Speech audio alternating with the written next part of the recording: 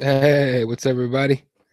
Welcome to the Keyboard Warriors, episode 76. My name is Eddie Law. Gonna be joined very soon here by Fred Kirby. Might not have Jesse on tonight. It's kind of a weird week for everybody, so I decided to jump out on my own here for a few minutes while we wait for the fellas to show up. To shoot the shit with everybody. Again, it's a very interactive show, so if you want to just shoot the shit, hit me up on Twitter at elaw31, or I can actually see the comments on my fucking computer here. So constantly talking to people, and I actually have the comments on my phone too. Real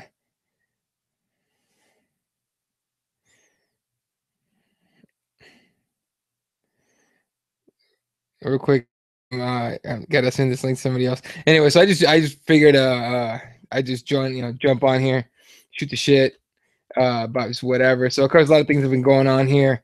Obviously, I'm calling it Conor Cage Gate. Obviously, if you guys know Conor McGregor jumping the fucking cage over at Bellator 187. By the way, did anybody even know Bellator was going on that night? I mean, unless you were there or in Ireland, I guess.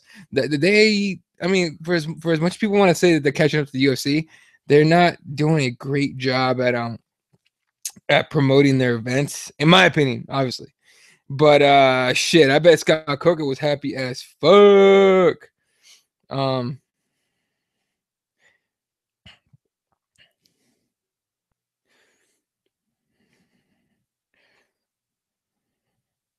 Anyway, sorry, I'm literally like coordinating with everybody on here right now. So anyway, looks like we might be joined by our boy Kyle from Loudmouth MMA. Trying to see who's gonna jump on, who's gonna shoot the shit. All right, so obviously Conor McGregor jumps in the cage in at Bellator. By the way, Scott Coker was fucking happy as shit that happened. There's no way he wasn't happy, right? Think of it this way. His event got way more eyes on it because Conor McGregor acted a fool. All right. Now, who else has that kind of draw power right now? Anyway, right? I mean, if John Jones jumped the cage at Bellator, it'd make some headlines here and there, but it fucking this made ESPN. When it happened, ESPN.com was obviously Brett Okamoto was all over that shit, but ESPN had it on the front page. SportsCenter had a clip of it. I mean, they even had the follow-up apology post. And I think they're talking about Mark Goddard's post. Which, by the way, Mark Goddard was classy as shit. That was the way you answer or you explain everything. He's really good. Other than fucking up the fact that it was John Redmond and not Paul. All right.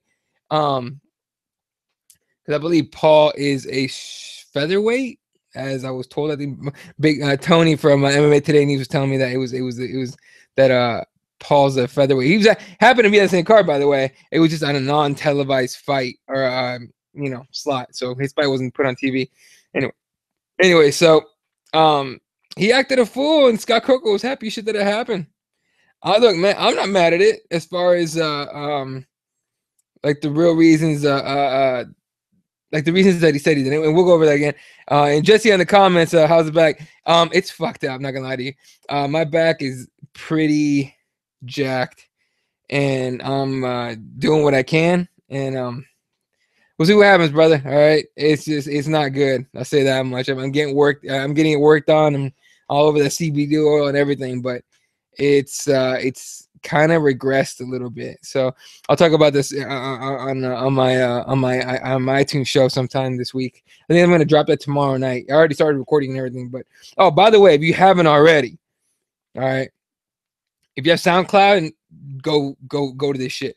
If you don't have and the man I'm talking about himself. What's up, man? What's up, big dog? Yeah, so I was just telling the people about I was about to tell them about your podcast because I want to get it early in the show so people fucking write the shit down. If you have SoundCloud, good. If you don't have it, get it. It's free. Go to SoundCloud.com, sign yourself up, search my man right here, the Gem City Jesus podcast, and subscribe to that shit. It'll be night too soon. Believe me. Yeah, we're gonna catch up with all that shit. But it's on that shit. Right? Did you already post that the first episode up? Yeah, we just posted it this morning, man. Yeah, so definitely fucking hit that up. Don't fucking have you ever heard the musings? Like fucking the musings is such good shit, dude. It's something like that. It's a little bit more different because we don't have an elder British gentleman or an older Dr. Feelgood, but It's a few personalities somewhat like mine, and then we'll have a various like artists join us, and we're in person, so that's a little bit different too. It gives it a little bit more of a, I don't know, homey type feel to the podcast because we're all in the same room. Have you ever done a podcast with anybody in real life, Eddie? Yeah, I used to do. I still do every once in a while. I call it the ULI. It would be me and like 3 of my boys, and we would sit around. Yeah, we sit around with beers and whatever, and just shoot the shit. And it's a lot different feel because you all, I don't know, being in the same location just brings something different to it. It definitely does. That's what I noticed too. That's the same vibe we had. We had some beers and we just basically talked about pop culture, a little bit of music, shit like that. Eminem dropped his new song with Beyonce, so we played that. Well, because we're waiting on Kyle to show up here in a little bit, and I know we'll get into MMA in a second. But I heard I downloaded the song. I'm a fan. I'm a fan of the new song. Oh, that's interesting. So we were kind of split on the podcast last night. I tell you what, man, I don't love the song. Okay, and it's weird, right? Because I don't love the song, but I love Beyonce's vocals. Oh yeah. I love M's bars and what he's saying, but for some reason, for me, I guess, and I said this on the podcast, on our podcast last night, it feels like a Beyonce song featuring Eminem. And that's what kind of rubs me the wrong way about it. It's not a bad song. I just don't love it. I also, that being said, understand why he did this. This is going to be the rollout song. Like my brother James said last night, I don't think the whole album will sound like that by a long shot, but there was no drums. It was all piano. Yeah. It was very not Eminem-esque, but I mean, he spits to it. Eminem's so good. He was spitting bars. Now there are going to be some people that complain about what he was saying too, because he was kind of like being self-deprecating and people don't necessarily, that doesn't bother me. No. But I don't know. Also, it's one of those deals, man. Eminem is the rap god, so expectations are already over the moon. For anybody else, that's a smash, regardless. For Eminem, I was kind of like, well, I'm still very interested to see what the album sounds like. Yeah, I like the song. I like the flow of it. It's real relaxed while he's still like firing Eminem. Yeah, style bars, right? See, the one thing that bothered me was the fucking crumpling of the paper. That wasn't even necessary. Ice, wasn't it? I don't know. Yeah, it was supposed to be. Well, no, because there's a part early in the song you hear scribbling. Oh, true. And you hear like crunching the paper. So he's saying that's the self-deprecating part where he's writing whatever rhymes he's writing, and he's like, "Oh, this is garbage, fucking garbage." Right. Oh, okay, true. Because I listen to a lot of music on my headphones that bothered the fuck out of me. Like, but other than that, the whole song, I think it's good. But there you go. It's a little bit of a preview of the Gem City Jesus podcast. Make sure you guys go get that shit. Subscribe to it on SoundCloud. If you don't have SoundCloud, it takes 5 minutes to sign up. It's free as fuck, and then it'll be on iTunes before you guys know it. All right, let's talk some. Awesome. Let's talk some MMA, dude. Let's talk some Facebook. What's up with Kyle? Is Kyle and Jesus, are they coming? They're both ready? Jesse might be out depending on the Wi-Fi and that situation. And of course Kyle's actually he'll be on his way soon. Okay, hopefully. Cool. So, all right. So let's talk about one of the biggest stories out right now is the possibility of Nate Diaz taking on Tyron Woodley for the welterweight title. A lot of people are super butthurt about it. We're just getting right to it, Jack. Fuck it, yeah. So here's the thing.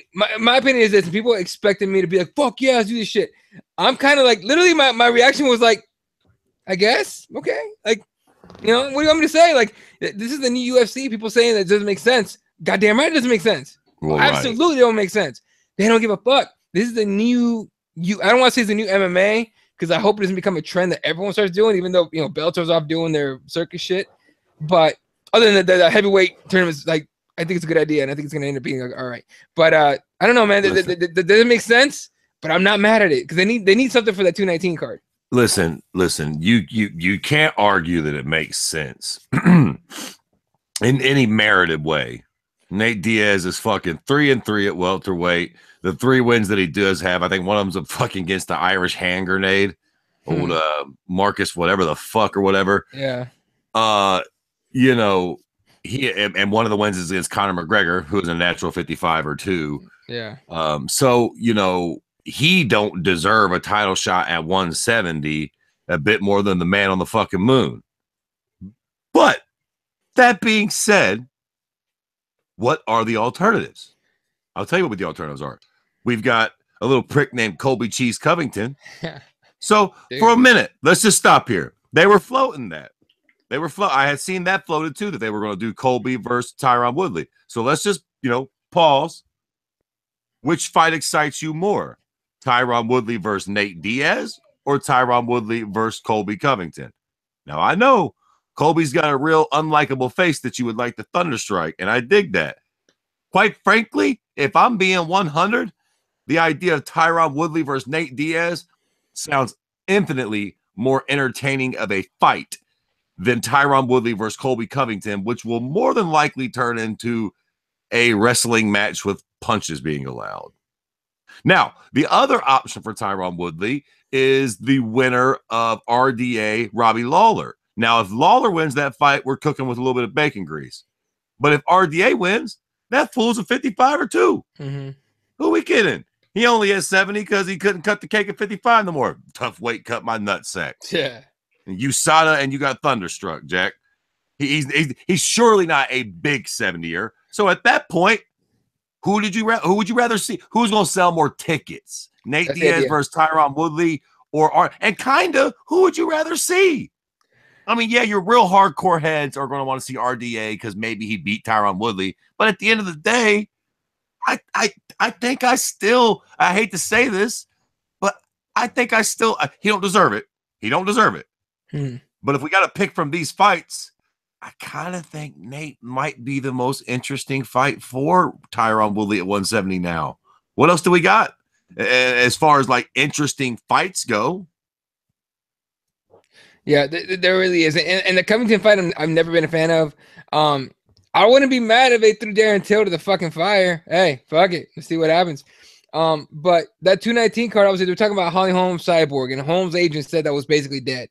Not to mention, not sure how that draws very, what the UFC wants. Now, traditionally, the end of the year show, they usually try to stack and make really good.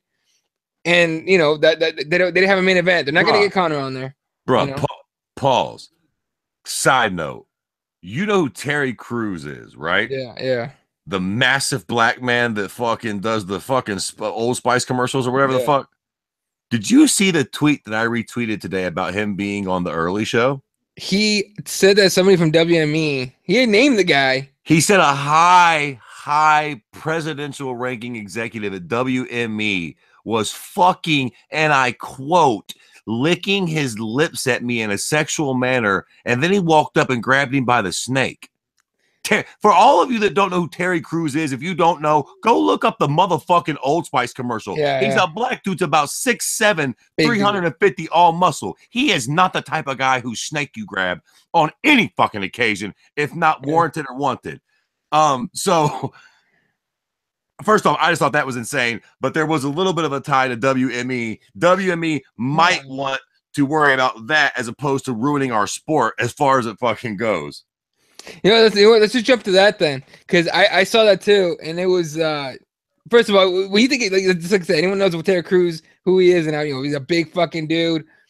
Like the fact that he just let it happen, there's nothing he could do really, because look, if he reacts or he beats the shit out of that guy, right? He's so fucked. They villainize him immediately, and he's a huge, massive black man. Yeah. So let's not kid ourselves. In America, they will use that against him. A rich white man that you beat to death because you say he grabs your dick. Yeah, let's see how that works out in the courts in Hollywood. They'll put fucking Terry Crews under the jail. So I kind of get why he couldn't do nothing. And he probably should have said something, I guess, but that could have fucked up his career.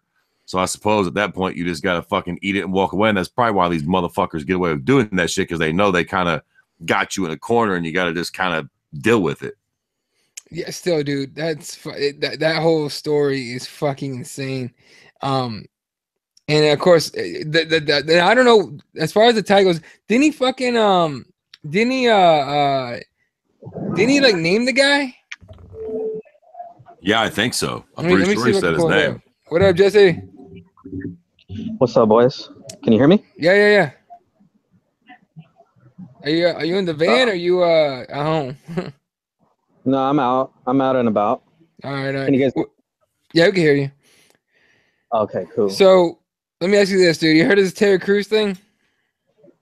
Yeah, that he was groped by somebody in front of his wife, an executive.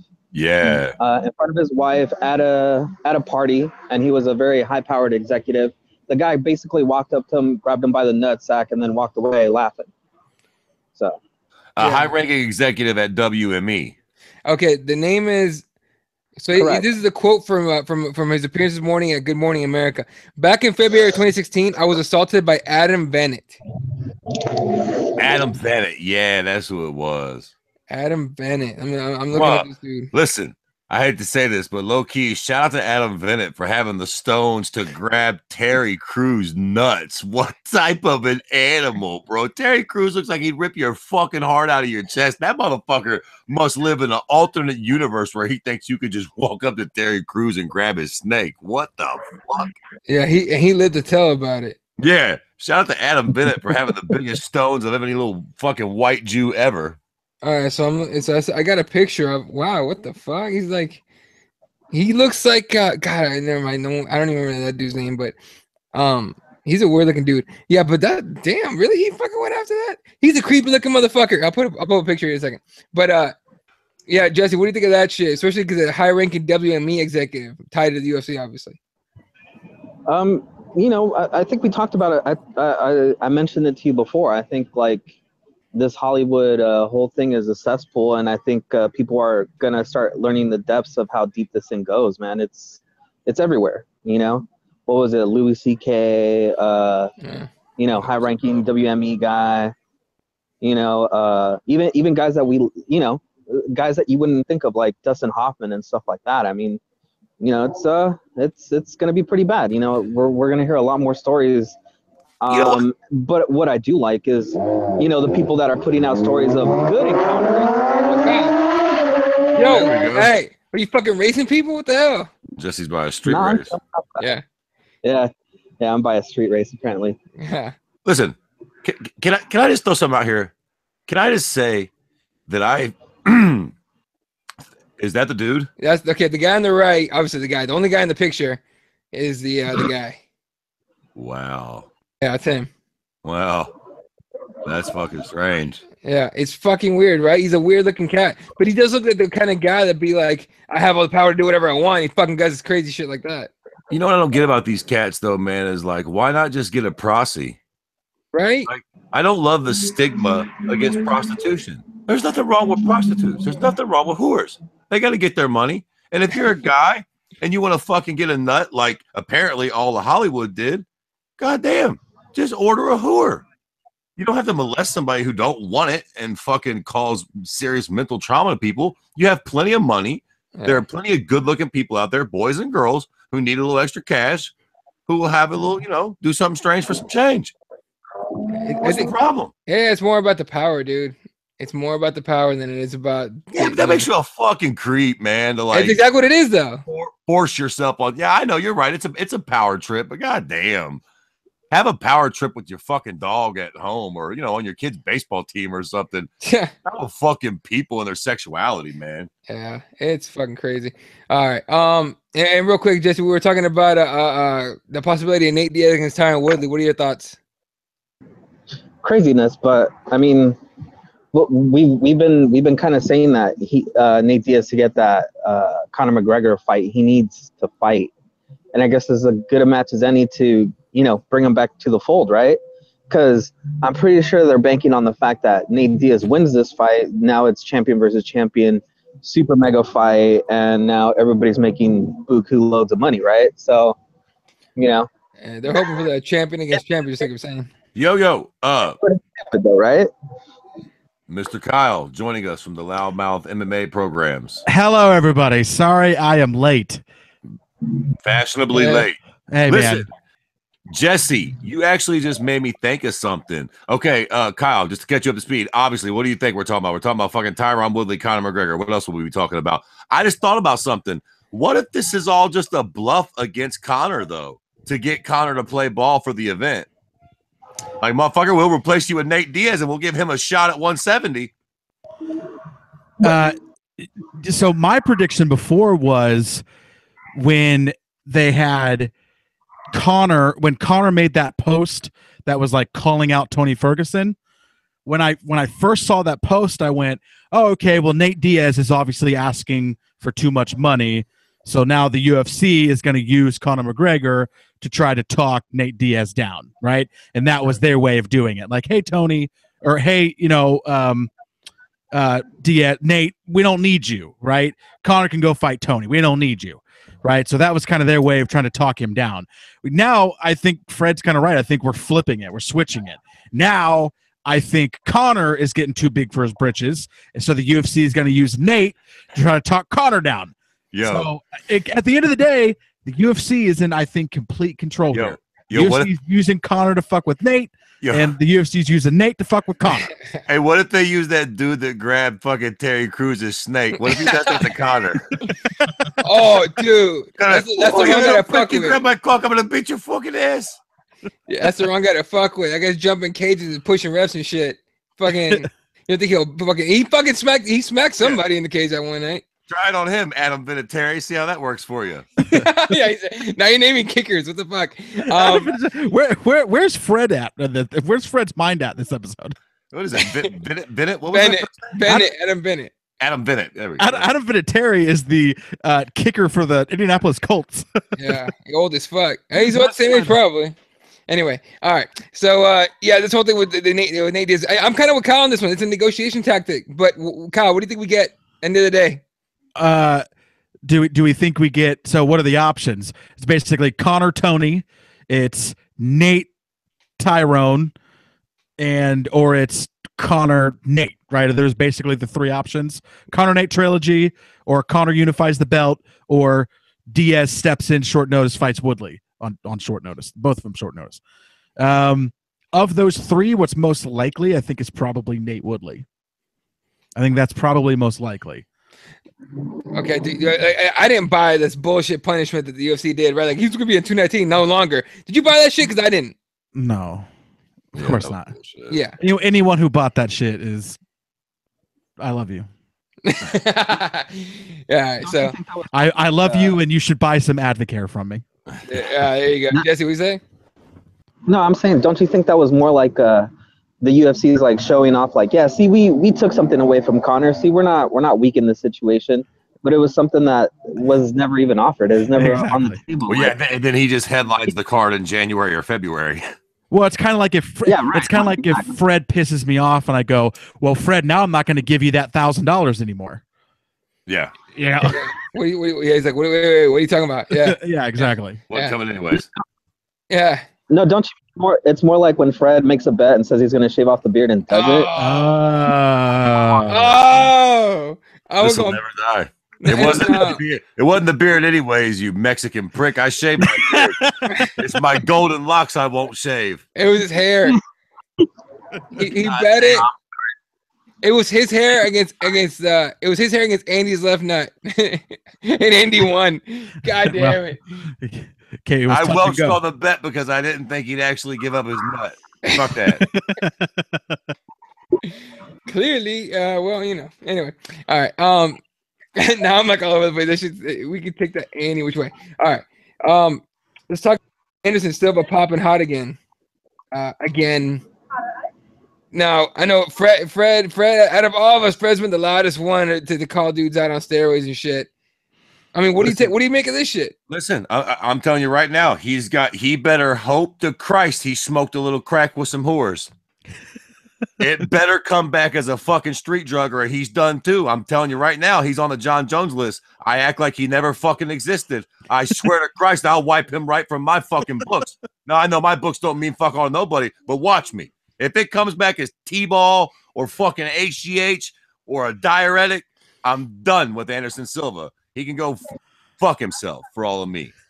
And he seems so, I don't know, like a real martial art. It would sting more coming from him. At least John Jones comes out with it, does the coke, fucking hides under the cages and shit. He's a flamboyant, crazy cocksucker. We know that.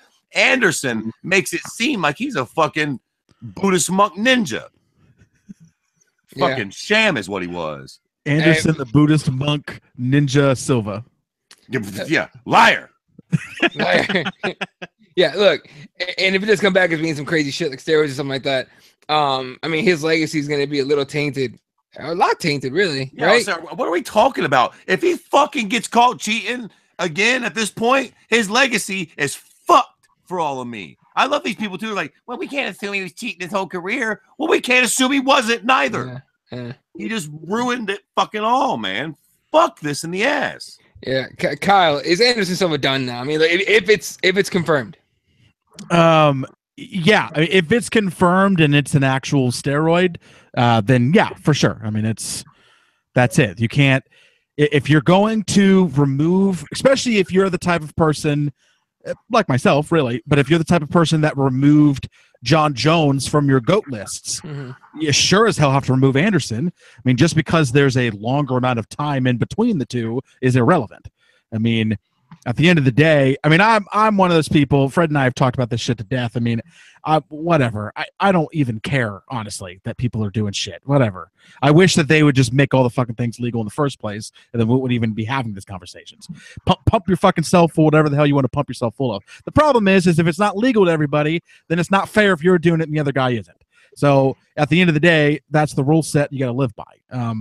But yeah, if this turns out to be an actual steroid, then yeah, fuck Anderson Silva. I mean, that's it. I mean, it'll be call it a day. It'll be a long suspension too. It'll be a long suspension, and you have to.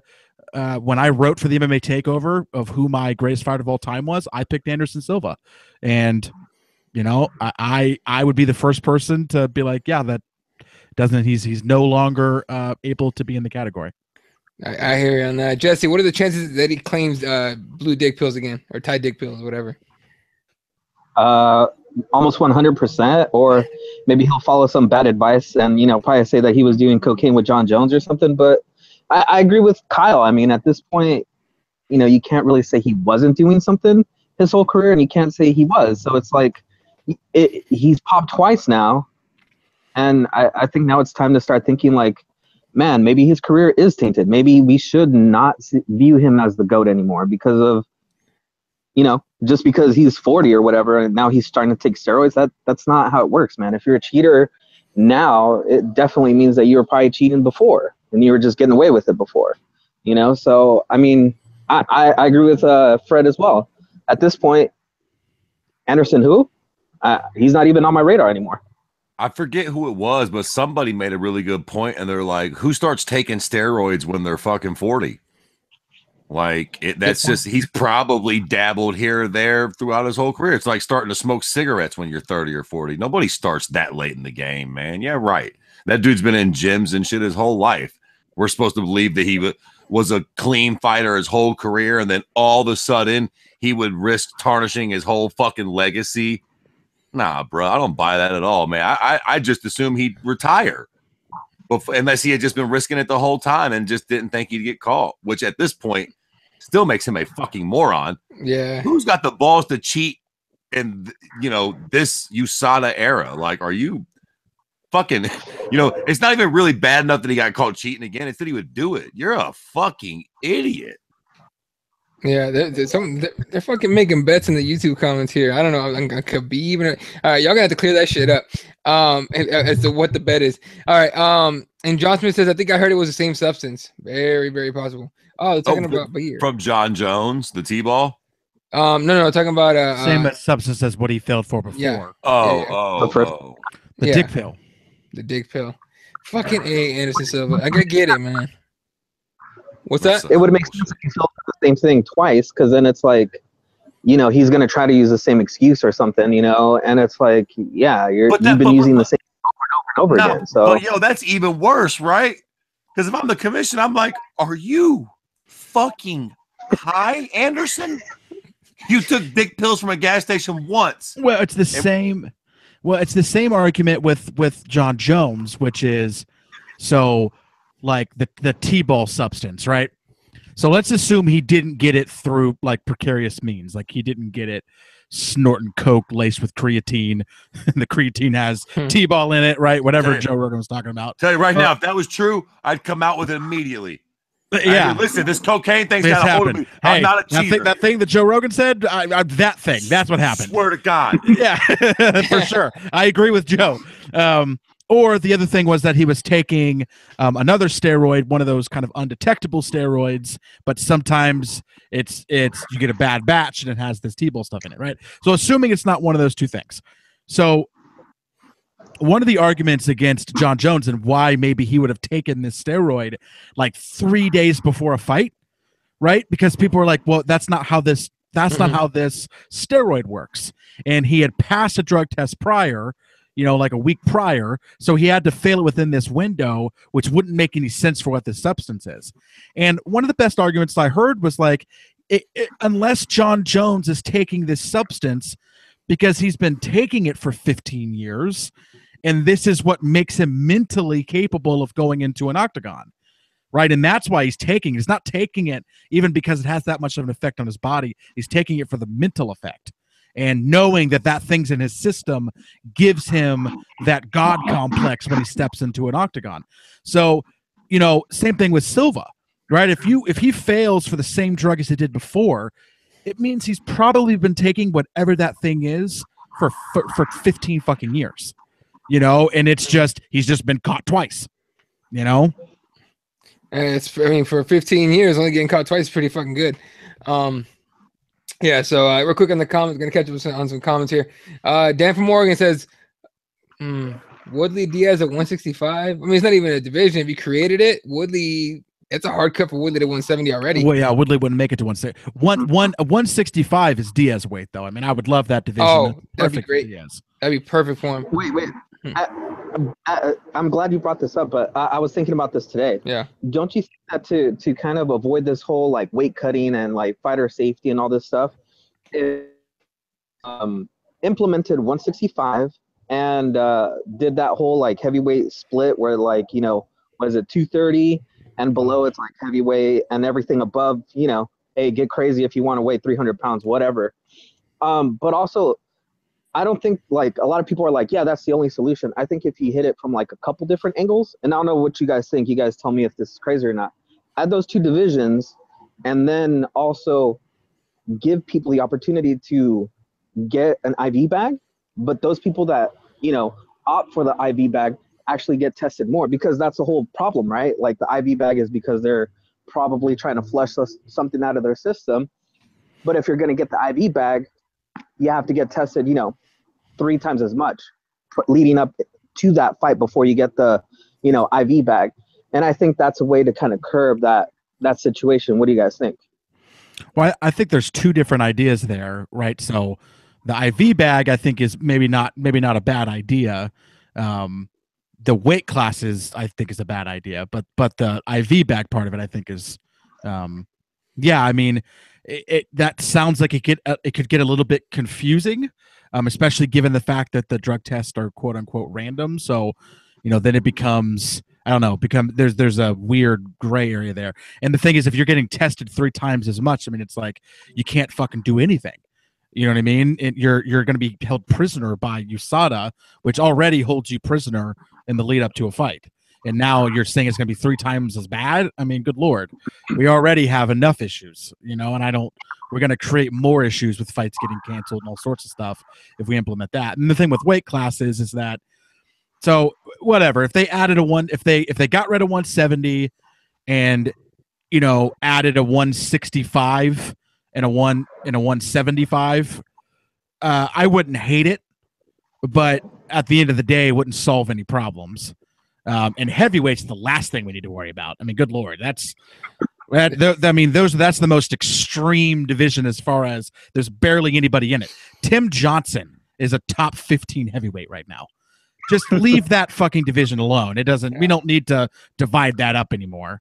And make classes there. So the only applicable weight class change would be getting rid of 170, adding in a 65 and a 75. But that's going to do nothing. That's going to do nothing to curtail people from cutting weight.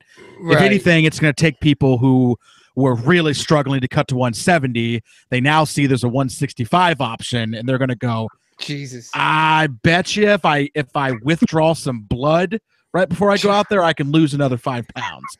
So you're just going to create the same issue all over again. Are these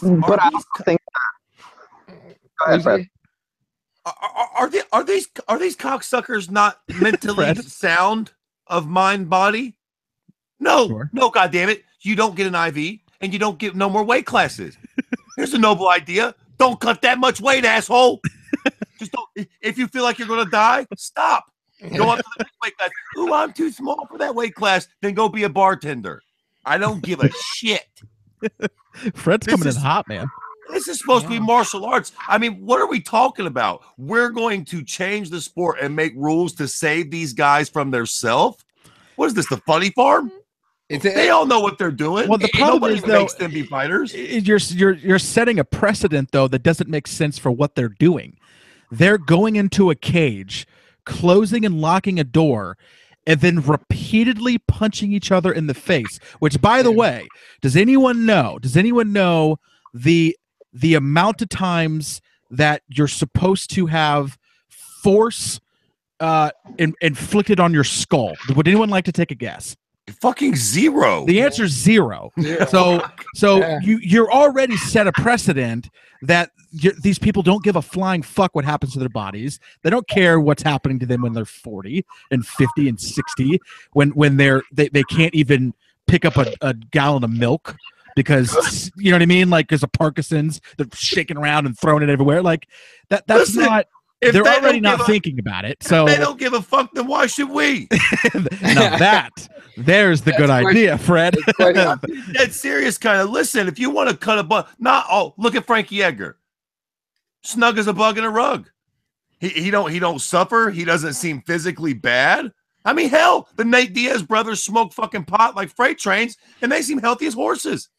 Other than a lisp here and there, they're not fucking, nobody makes these dudes make these tremendous weight cuts. This idea that we need to make new weight classes so guys don't hurt themselves is a little ridiculous. Now, listen, I do get that fights fall out and that becomes a problem. So find those motherfuckers. Look, man, if you can't make a weight, then don't say you can. It's as simple as that. Part of your job of being a professional is making the weight. Yeah. Yeah, your job, when you sign that contract, your job is to make weight, one, and show up on fight night. That's your job. That's literally what the contract is for. Nothing else, right? So, yeah. Dan from Morgan says Cowboy, Khabib, Colby, Diaz, RDS, and Baker 165ers. Right. But the point is this: like you're kind of enabling them if you give them more weight classes. I think that's what Fred is saying, right? Well, that's what I'm saying. Yeah, right, I mean, if you allow these guys to who maybe let's just say like they don't have a really hard cut to 170. They have to cut to 170, but at the end of the day, it's not that tough of a cut to 170. They're for sure going to go to 165. So you're creating more of a problem there potentially, right? And you're also going to take people who have a really hard cut to 170, who are then going to then cut to, you know what I mean? Like, I don't know. You're not solving anything with weight. The other thing is you're also diluting belts. You're adding another belt. You know what I mean? And I don't know if that's the right thing to do. Like, I don't know if these extra weight classes are going to solve enough shit. I agree with you. Without it. No, I agree with you guys, but I think that we also have to be realistic in what WME, what the UFC is looking for.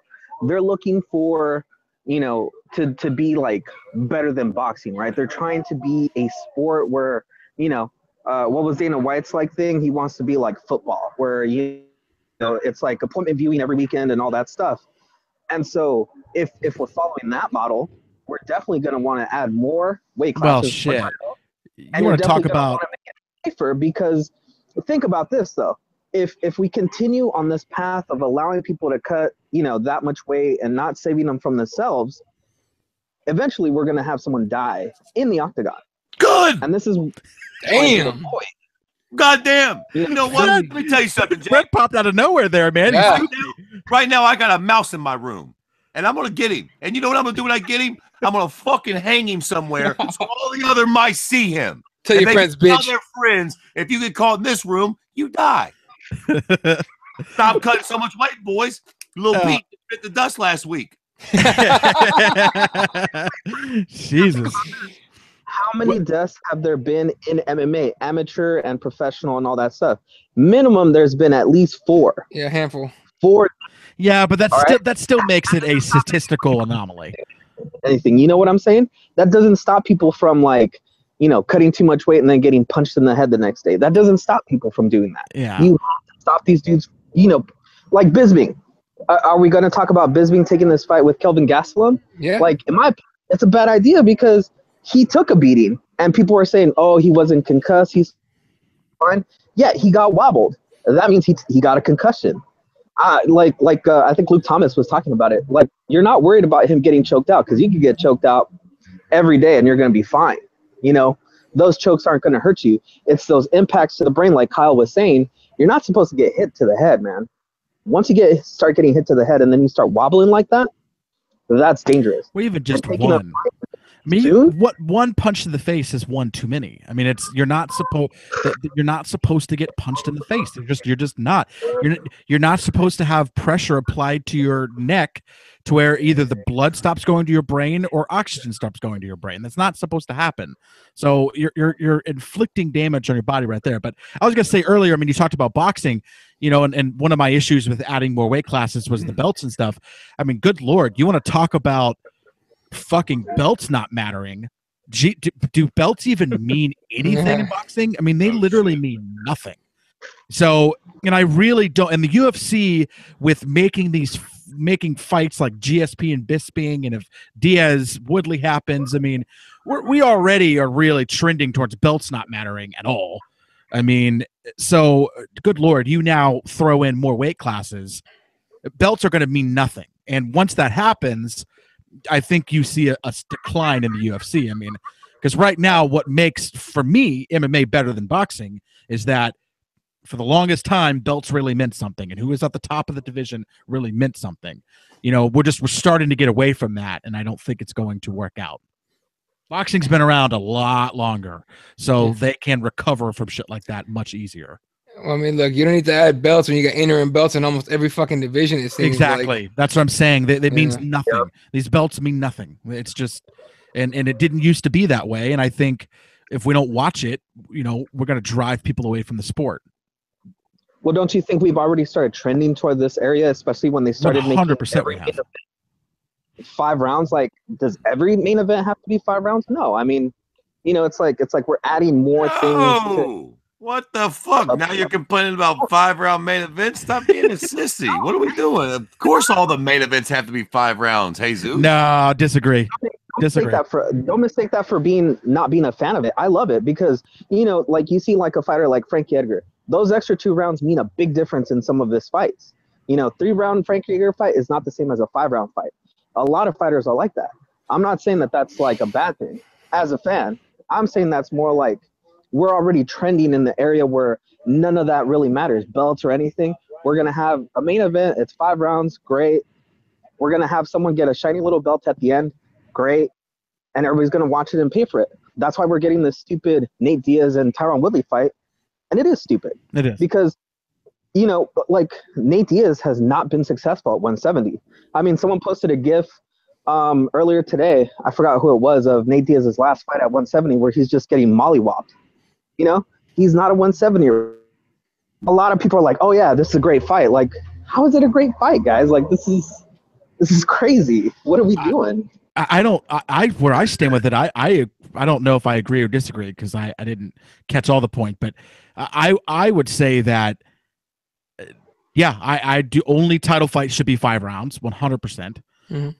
I've thought that for a while. That's why anytime this conversation about Bellator not having 5-round main events, I'm like, good. Like, if it's not a title fight, that's the whole point of a title fight. They're called championship rounds. Literally, that's what we call them. 4th and 5th round are called championship rounds. Why the fuck does, like, what was the last main event we just had? Like, we had a main event this last card, or like next week, Kevin Gastelum, Michael Bisping. Yeah. What? Why? That should not be. We should not have the possibility for that fight to go into championship rounds. That doesn't make any sense. Okay, well let's just lose the term championship rounds because I think we need those. That's what they're called. I know, but we'll just stop calling them that. Fuck that. You shouldn't. Like the 5 rounds is because title fights are special. Title fights are different. They're 5 rounds. Tell you what, they're special. Belts are special. That's why you don't have a whole bunch of weight classes. That's why you don't have a whole bunch of interim belts, because they're special. And you've ruined that by giving everybody and their fucking sister an interim belt. You know, not forcing people to unify shit, not taking belts away from people who aren't defending them, setting up money fights for absolutely no reason where there's titles involved. Listen, if Tyron Woodley didn't have a fucking title and Nate Diaz and Woodley want to fight and with a bear as the referee, then be my fucking guest. But if there's a belt involved, you can't do shit like that. Bro, you're ruining the integrity of the sport. You just gave a promoter in Russia a great fucking idea. Thanks a lot. Right? That sounds like a great idea. Hey, here's what we'll do. Here's what we'll do. Since you want your 5-round championship rounds, I think there should be something more than 3 rounds for main events in some cases, in a lot of cases. How about we do 4-rounders? No. Meet in the middle. Why? No compromise. Why? It's a normal fight. It's just a normal fight. Main event. So it's just a normal I'm a fan fight. and I want my more fucking minutes of face punching. I mean, I guess get your asses out there for 10 more minutes and beat the fuck out of each other some more. I mean, listen, I'm not going to pull up Tapology because it would take too much time. Yeah. But we've had some main events as of recent that are fucking nonsense. Like, you telling me you want 5 rounds of fucking not just because it's the last fight on a card that somehow that makes it special? Listen. Fight at the end of the day. The only thing that's special is that you have all these fights that weed people out, and then the best versus the best go for titles. And when they go for titles, you get 2 extra rounds to where you have to really push through it. Right. And so that way you have to slog through it. The championship rounds prove that you are the champion in these 2 rounds. That's why it's special. That's the whole fucking point. I'm not gonna bullshit you. I am glad that OSP Yushin Okami didn't go 5 rounds. Oh fuck, dude. There is a real possibility that fucking fight could have gone 5 rounds. Yeah. Oh, dude. So hey, Uncle Hank's drinking, but it says 4 rounds equals draws. Oh yeah, for sure. You have to have it being odd numbers. Yeah. And here's 3 and the 5. Yeah. Does he?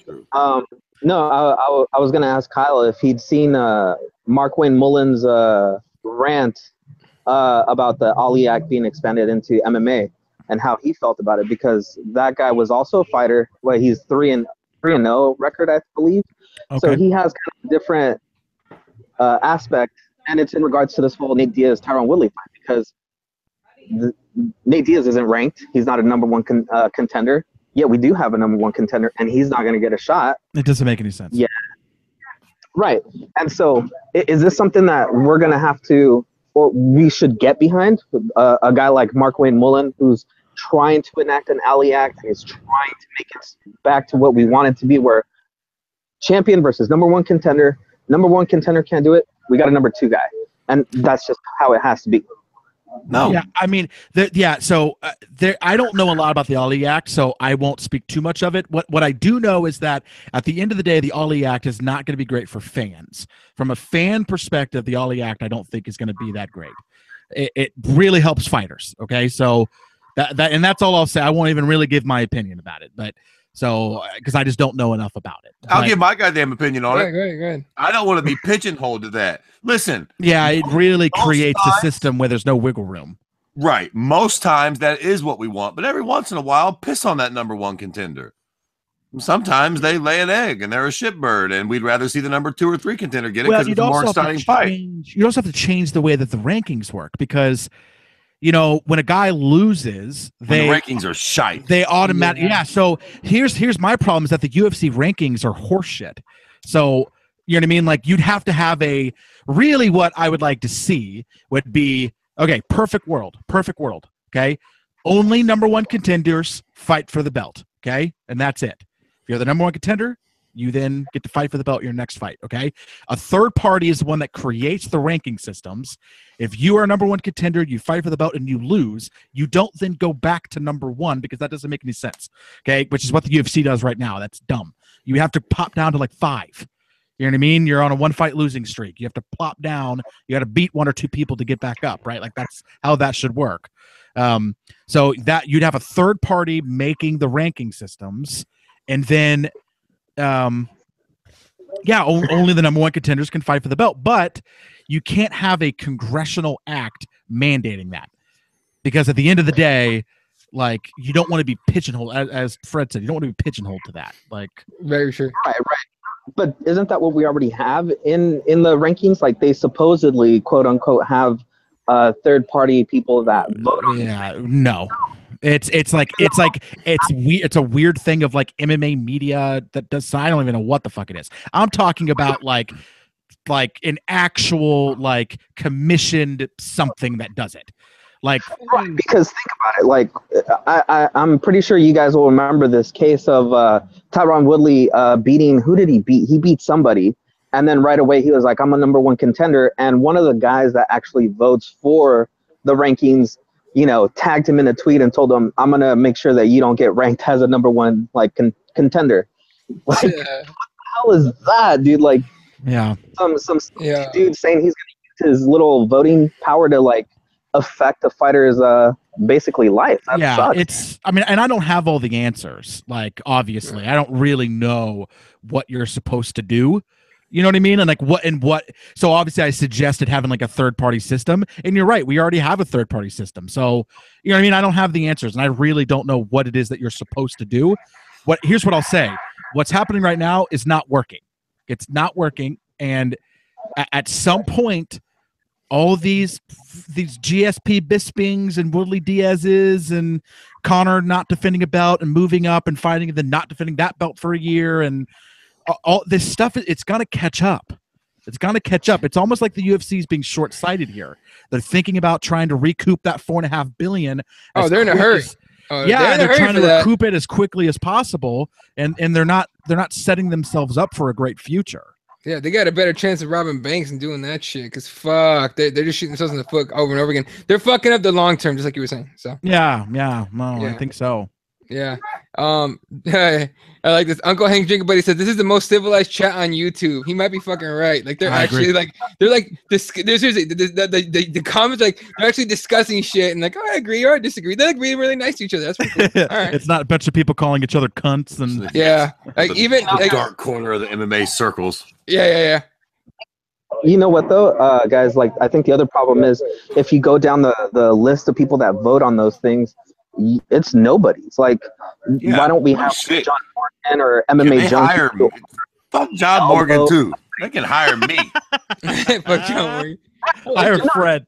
What I'm saying is, like, these guys, like, we don't know what their alliances really are. We don't know who they really are. Like, a lot of people don't even know like who they write for or what they do, but they're quote unquote journalists. But then you have real journalists that are actually doing the job that don't get to vote either. I just long for the good old days of Uncle Dana and the Fertitas. It felt like the mafia. They held you close. They knew the right moves to make. Now it's like Walmart came to town. Everything's all weirdy-beardy. They're making these weird, goofy fights that don't make sense. DW is a shell of his own self. He just shows up and promotes whatever. Only Fred can make an analogy that utilizes Walmart coming into a poor town. Oh, believe me. I love it. I've known Fred for years now, and that's not even like the best one. Like, that was a good one, man. He's dropped some fucking gems in the past that leave me just dying laughing.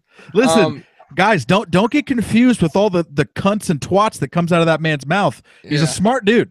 Yeah. That's just seasoning for everything he says. All right. So, what's up, Raider? Raider in the YouTube comments. Yeah, man, I hope that thing went fucking. We went to the rabbit hole on that one. All right, let's. What's next? What are we talking about? Bisping and his funny eye. We are because as everyone was talking about here, and Jesse was saying, Luke Thomas was talking about the fact that he got concussed in that fight. Yep. And he's fighting. What is that? Next week? The week after? Week after, right? Next week. Yeah, because this weekend is Verdum Tibora, and then next weekend is Gastelum Bisping. Fred, I'm so sick. I am so done with y'all. It's like we're on the Dr. Phil show. No. Time out. Should we allow Michael Bisping? No. I'm all for it. He's a grown fucking man. I'm not for it. He's a grown man. He's about to make that bank.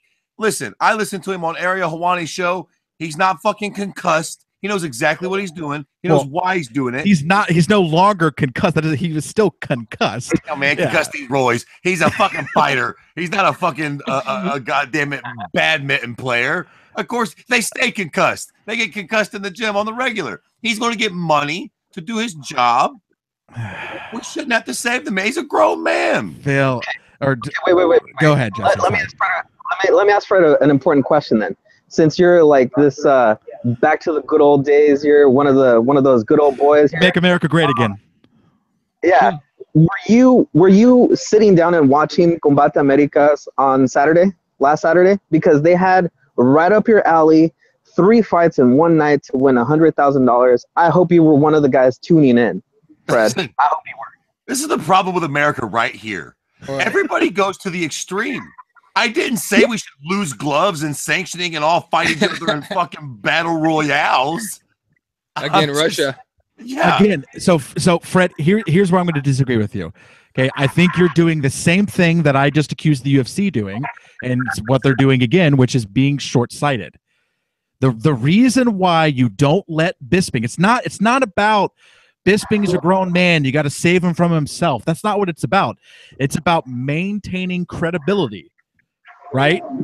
It's credibility. You as a sanctioning commission should not be looking at Michael Bisping and saying, "Oh yeah, you just got knocked out 3 days ago on national television. Oh yeah, you just got choked unconscious. Yeah, you just got you got eaten alive on the feet. You know what I mean, by a guy who hadn't fought in 4 years that outstruck you 60 strikes to 20.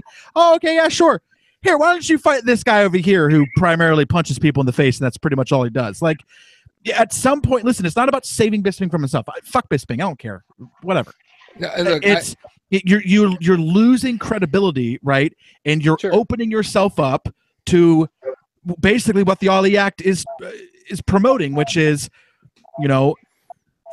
it's fighters are going to come back later and they're going to sue the dog piss out of the New York Athletic Commission, Las Vegas, commissions, all the ones international, the UFC, the Fertitta brothers, all these motherfuckers are getting sued in 20 years. How? Probably less than that. How? They sign up. It doesn't matter. It doesn't matter. It doesn't matter. Look at the problem the NFL's having. Yeah, NFL players. Yeah, NFL's the same exact thing. Same story. Here's the thing, guys. We're also being short-sighted because that makes this fight an easy fight for our boy Eddie here to just take out Bisping. I mean, Eddie, you're going to have a good, easy night of just, punch him a couple times. Bisping's going to go down. Easy night, man.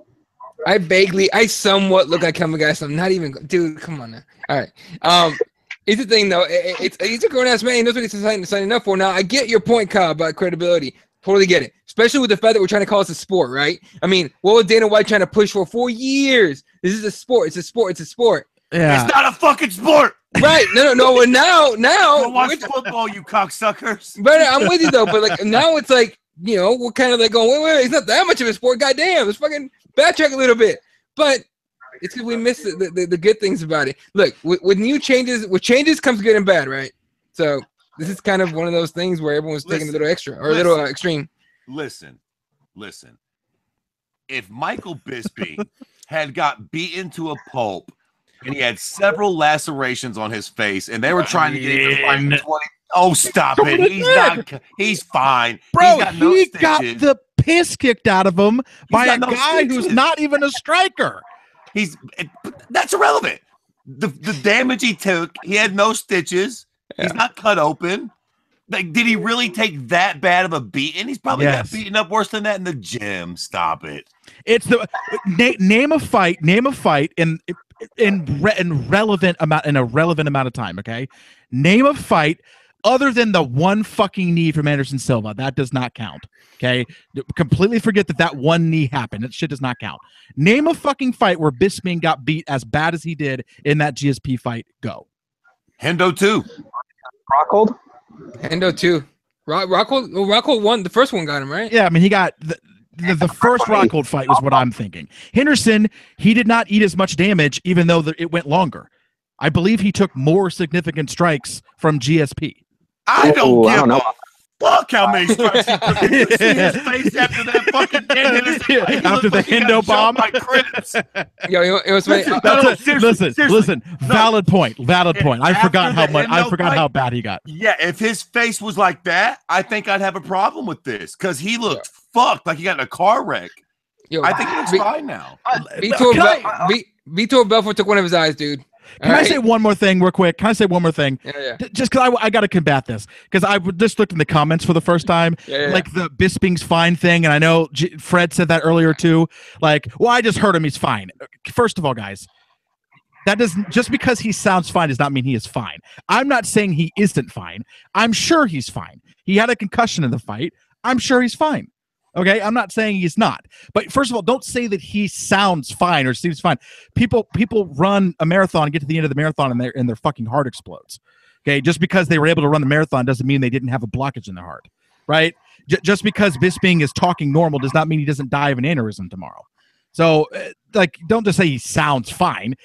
You have to base it off of the damage he took in a very, very recent fight. That's why you don't sanction guys like that. That's why guys like that go on medical suspensions. It's the way for these commissions to protect themselves by saying, hey, we put this, we put the stopgap on you so that you couldn't go in there and get more injured. We could be liable for if we allow you to do that, and we sanction you to do this. Because when they say, hey, we're licensing you to do this fight, they're also endorsing it. Okay, that's why this whole class action lawsuit that's going to happen inevitably, my guess is 10 years, probably less, but inevitably it happens. That's why they have a ground to stand on, because the athletic commissions license each individual fight, and they license each individual fighter for each individual fight. They are blessing off on this stuff. Okay, and by doing so, they are then taking some of that liability. And that's why these rules exist. So, whatever. Bisping's fighting Gastelum. Have a heyday, man. Whatever. Like you said, he's a grown man. But it's just another thing that's causing the sport to lose credibility. Because, Fred, it is a fucking sport. It is a sport. And that's the whole point. That's why it's on Fox. It's a sport. That's why we have podcasts. It's a sport. It's a combat sport. Sure, but it's still a sport. You know what it is? It's like synth metal. It's not quite metal, but it's in that realm. You know what I mean? I need Fred to come over to get more fucked up when him and I are doing a podcast together, because he's wonderful. It's like synth metal. You've missed out. Hey, you've missed out already on a bunch of shit there, Kyle. But real quick. Sorry, because I've been fucking trying to get the comments back up. Liam says Bisping is guaranteed 800,000, no pay-per-view. 800,000 per fight. Do you think he gets extra for filling in? Maybe one of those under the table bonuses, but other than that, I doubt it. That's a cool meal, Jack. Shanghai it is. Shanghai. Yeah, he'll make good money. Then he went to his retirement fight in London in March, right? In March. No. Yep. Fuck it, man. Give him someone he could finish, and then call it. Worst case scenario, he gets 2 knockouts. I think he gets knocked out by Gastelum. And I think he probably gets knocked out in his next fight, too. Like I said, give him someone he can beat. Even knowing who the opponent is. It doesn't matter. Someone he can beat. I don't even care who. Give him a 170 or just give him Johnny Hendricks. Give him Yoel Romero. Fuck it. Oh, God. You want to kill this motherfucker? What the hell, dude? Well, he apparently wants it, so fuck it. Give it to him. Let him love you, Michael. If he dies, he dies. That shit. Uncle Hank drinking, buddy. Liam, if you ever move to the U.S., avoid Stockton. It's just a random tip of travel to the U.S. And I think I'm with him on that one. All right. We're kind of running out of time. We got a couple more topics to hit. The real quick on UFC Norfolk, obviously that's last weekend. Dustin Poirier fucking getting that finish over Anthony Pettis. Matt Brown's ridiculous elbow. I mean, it was actually a pretty solid night of fights. Fred, biggest moment for you from that card? Probably Matt Brown's elbow, just because it was beautiful, and then Diego looked I don't know. It almost looked a little dangerous the way he fell. That was probably the most memorable. Whoa! You're saying dangerous? Don't use those words. You're the bloodthirsty bleed guy. You can't hey! I didn't say it shouldn't. I didn't say it shouldn't happen. I said it was memorable. I loved it. Don't mean it wasn't dangerous. Again, they sign up for this and get paid money for it. I enjoy it from my couch. I love this shit. But upon hindsight, it did look like it landed a little behind the fucking ear there. Sure. And he did go down in a really weird angle, but that's what we tuned in for. That was one of those brutal knockouts that I can remember seeing. It was weird. Although none of us got to see it live. Yeah, that was fucking strange too. Dude, okay, real quick on that part, like I'm a stickler for like production value and stuff like that. Tell me someone got fucking at least reprimanded, if not fired for that. That's some bullshit. Somebody better got fired. Oh yeah, you get fired for that. That couldn't have happened at a worse time. Like literally. Yeah, dude, I was so pissed, dude. I was like, because I thought I missed it, right? I thought it was like my TV fucked up, so I was angry about that. And then I look on Twitter, it's like, did anybody actually get to see the finish? What the fuck? And John Anik then acknowledged it. He's like, yeah, we had technical difficulties, whatever the fuck. Well, the main event was fucking pretty anticlimactic. A very good fight, but it ends in a rather anticlimactic way. You know, and I didn't expect more from Pettis. I did not expect much from Pettis, and that's kind of what we got, right? So Fred, your highlight was that knockout. To me, I think it was finally realizing that maybe Anthony Pettis has already hit his ceiling, and now I think we're just going to see a slow and hopefully like not so violent decline. But it seems like it's trending in the way of like Anthony Pettis is just going to keep getting knocked out over and over and over again, just getting beat up, and I don't know if I want to see that. Yeah. What about you, Kyle? What was your? I'm going to go a little outside the box because my most memorable moment is Diego Sanchez getting sent into the shadow realm. Jesus. I mean, it'd be hard to top that. I would say I'm going to go outside the box here. Tatiana Suarez.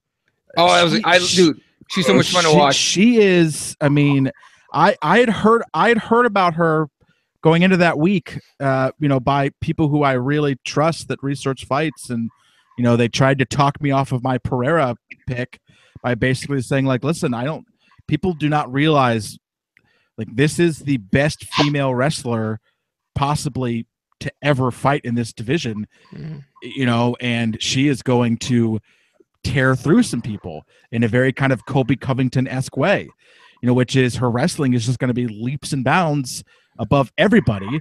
The only difference is that in that division, there's nobody at the top there that's going to be able to really stop it. So I guess my most memorable moment is just watching her and going, oh, wow. Because listen, that Vivian Pereira chick, I know it looked like she didn't belong in there, but she is really good. So, and she was made to look like an amateur. Yeah. I think Tatiana Suarez is really going to be something. Really going to be something. Isn't that her second fight where she does that to her opponent? Wasn't her first fight the tough fight? It was the tough. She won that season of tough. Yeah. I mean, granted, she won it by beating Amanda Bobby Cooper, who was 1-1 at the time. But nevertheless, I mean, she choked out JJ Aldrich. She has knockouts on a record. I mean, every fight she has umpteen takedowns. I mean, I'm really impressed. So yeah, let's just UFC. Don't fucking rush this chick, okay? Let her fucking develop. Don't be assholes. Please, let her fucking develop. All Agreed. Right. Dan from Oregon says, "Oh motherfucker, I lost." There's Shanghai and London are both on Fight Pass. Adding Anderson to the list of Fight Pass he's done. Oh my bad. I lost the fucking comment I was looking for. Okay, Drinking Buddy says avoid Mesa, Arizona too. We're talking about Liam. Yeah, avoid Mesa, avoid Tucson, avoid Compton, California. There's a lot. You want a list? Fucking hit me and Jesse. We'll give you a whole list. All right, and then we'll send that list over to Fred, and he can finish it off, and whatever else. It'd probably be easier to give you a list of places to just go ahead and go, and avoid all the rest of the shit. Yeah, public places, dude. There's a lot of fucking lights and shit. All right, go there. All right. And then I'd have to say for me, it was definitely the Marlon Moraes fight. I think that dude's finally shown that he actually he's as advertised, right? We all thought because he was at PFL or World Series fighting, wherever that was before, that he was kind of dog shit. Turns out he's actually pretty good. And I'm not mad at him calling out Rivera though. Jesse, say something? yeah, was I the only one that had hope that he would do a lot better here in the UFC? And I think, like you said, I think he's coming into his own. Nobody ever comes into the UFC first fight. What was his first fight? It was like some murder, right? Who was it? Not Wilson. Why am I thinking Wilson Hayes? No, it was Sansao? Yeah, I think it was a Sun Sao. Yeah. So I mean, come on, man. Like, how do you have a debut against a Sun Sao and not get get put on a highlight reel? And he did pretty well in that fight. I mean, finally we're starting to see him kind of develop, but man, still it's rough going for him, man. No, I'm with you. All right, a couple more things. Or I lost the thing. It's been a long fucking day. All right, this weekend, Verdum against Tabora. Let's go with I don't know, Kyle. You say something? I was gonna say I feel like I have some kind of breaking news here. Okay. So no fights have been called off before I even say this. Mm-hmm. So just so we know, no fights have been called off. So apparently Colby Covington is in Sydney, and Fabricio Verdum attacked Colby Covington out in front of the hotel. Dude, okay, Verdum with the fucking Tony Ferguson. Why does he keep going after little people? Yeah, dude, pick up someone your own size, motherfucker. What the hell? He's going to teach him some respect. Yeah, he's going to put some respect on that name for sure. It's like, you know what? I got to say, this is the kind of thing that I eat up. I'm such a fucking girl for shit like this.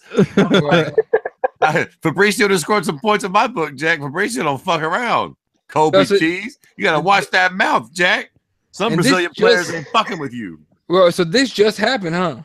Yeah, it just happened today. New video appears to show Fabricio Verdum throwing a boomerang at Colby Covington. A boomerang? Holy shit! Yo, there's a picture! Yo, someone take a screen cap! Dude, there's legit a boomerang flying at Colby Covington. Where the fuck did he get one?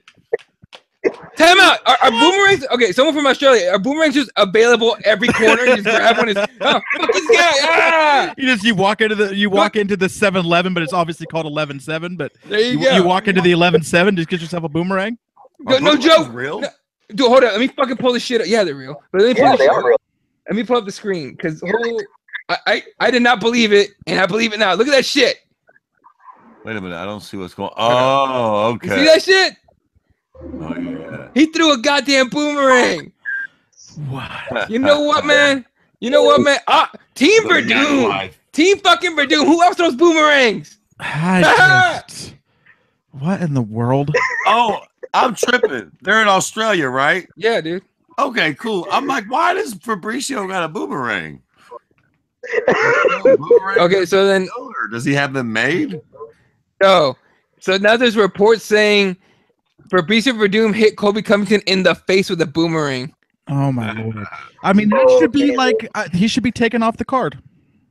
Really? Yeah. God damn it, Kyle! Somebody cut his microphone off. 100% he should. 100% he should.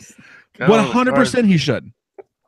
Yeah, that guy supposed it is assault, isn't it? That's assault. You literally assaulted someone. So I mean, listen, and Conor McGregor should also no longer be in the UFC. You know what I mean? Technically, like the way that this goes. So it's none of that's going to happen. But I mean, it just sucks. Again, we talk.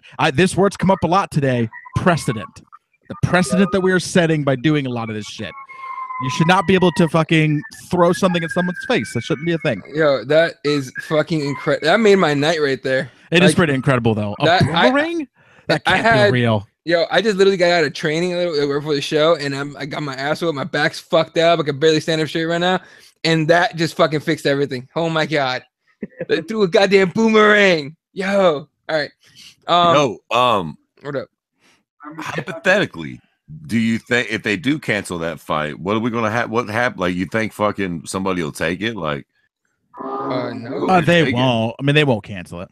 You don't think? No. Okay. Nah. It is assault. No, they won't cancel it. Let's see. There's a main event. Is Tabor Verdum. Co-main event is Rawlings and Clark. Jesus Christ. Yeah, they can't cancel the main event, bro. No. Like what? Like, yeah, you're gonna move up Clark and Rollins to the main event. Well, listen, 5 rounds and make it 5 rounds, Fred. I haven't had a Saturday night out in a while, so you gonna make that shit 5 rounds, Fred?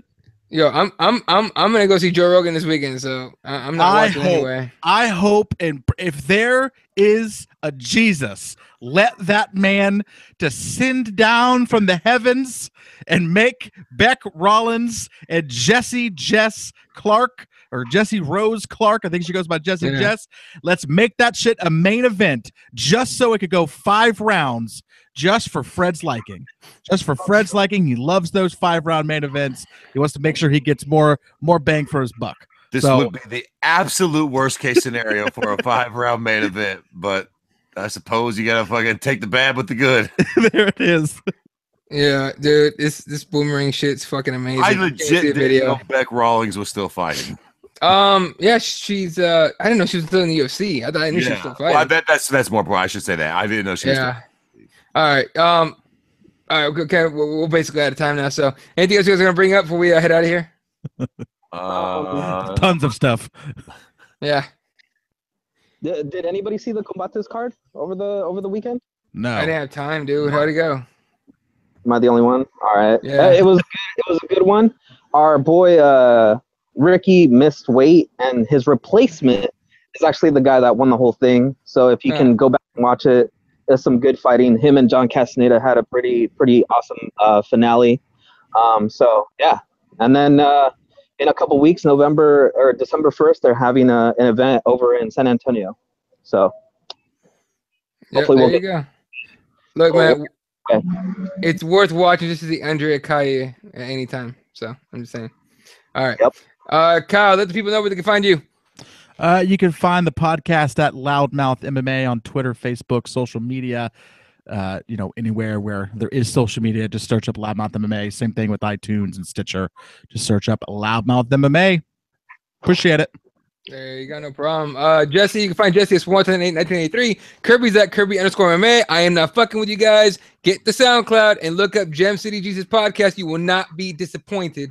Hey. And make sure you follow the boy at Kirby_MMA. Follow me at Elo31. This show is at Keyboard MMA. And again, shout out to SpicyPros.com. Shout out to Represent. Go to repthewarriors.com. Get yourself some gear. Help us out at the same time. Shout out to, man, the fucking comment section was just legit today as fuck.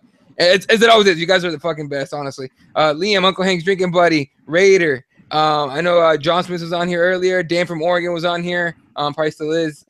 Man, we had a lot of fucking people on here. So Mike Jarvis was on here. Sorry, I forgot to talk to him about it. What's up? But Mike Jarvis was up on earlier. And yeah, anyone that watches, we appreciate you guys' support. We appreciate you guys just watching and, shooting the shit with us. You know what I mean? It's a lot more fun when it's interactive. It really is.